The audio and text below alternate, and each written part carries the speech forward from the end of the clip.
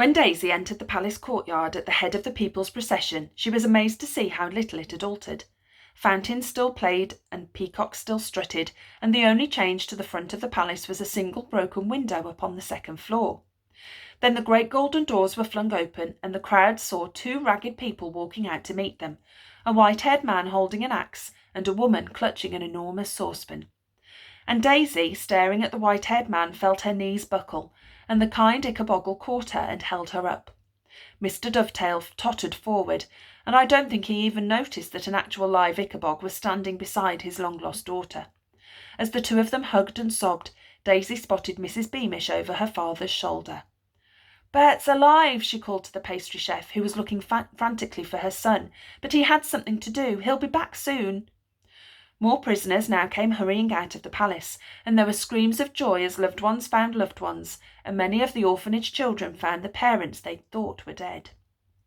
Then a lot of other things happened, like the 30 strong men who surrounded the fierce Ickaboggle, dragging it away before it could kill anyone else, and Daisy asking Mr. Dovetail if Martha could come and live with them, and Captain Goodfellow appearing on a balcony with a weeping King Fred, who was still wearing his pyjamas, and the crowd cheering when Captain Goodfellow said he thought it was time to try life without a king.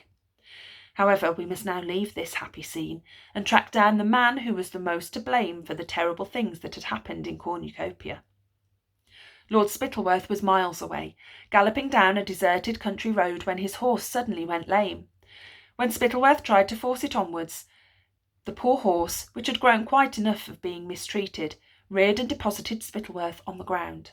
When Spittleworth tried to whip it, the horse kicked him and then trotted away into a forest where I'm pleased to tell you it was later found by a kind farmer who nursed it back to health. Spittleworth was therefore left to jog alone down the country lanes towards his estate, holding up his chief adviser robes lest he trip over them, and looking over his shoulder every few yards for fear that he was being followed.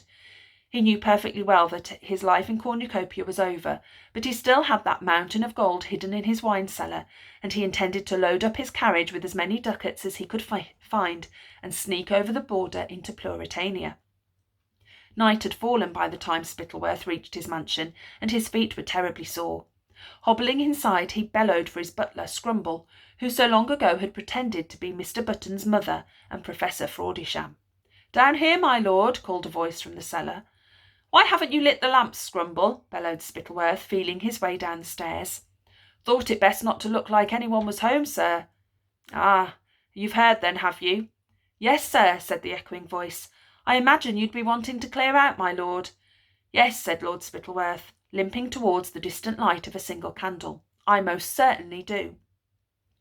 He pushed open the door to the cellar where he'd been storing his gold for all these years. The butler was once again wearing Professor Fraudisham's costume, the white wig and the thick glasses that shrank his eyes to almost nothing. "Thought it might be best to travel in disguise, sir," said Scrumble. "Good idea," said Spittleworth, pulling off his robes and pulling on the costume of old Widow Button's black dress and ginger wig. "Do you have a cold, Scrumble? Your voice sounds awfully strange." "It's just the dust down here, sir," said the butler, moving further from the candlelight. "And what will your lordship want to do with Lady Eslander? She's still locked in the library."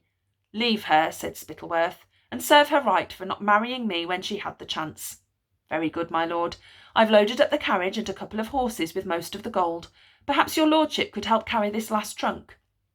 "I hope you weren't thinking of leaving without me, Scrumble," said Spittleworth suspiciously, wondering whether if he'd arrived 10 minutes later he might have found Scrumble gone. "Oh no, my lord, I wouldn't dream of leaving you. Withers the groom will be driving us, sir. He's ready and waiting in the courtyard."